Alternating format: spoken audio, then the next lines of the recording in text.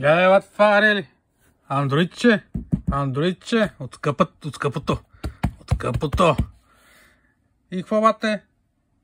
Стокинта ремонт, отиваш до адреса, взимаш го, правиш го сервиза, връщаш го, плащаш една леко Константиновка и си работи още 4 години.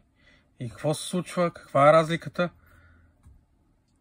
Стоиш си у вас, за 24 часа идват, взимат ти го, ремонтират ти го, въртиш синджира, даваш една леко Константиновка и забравяш. Иначе, ако трябва да си купиш нов, първо трябва да отидеш до пункт за вторични, не до кофите за буклук.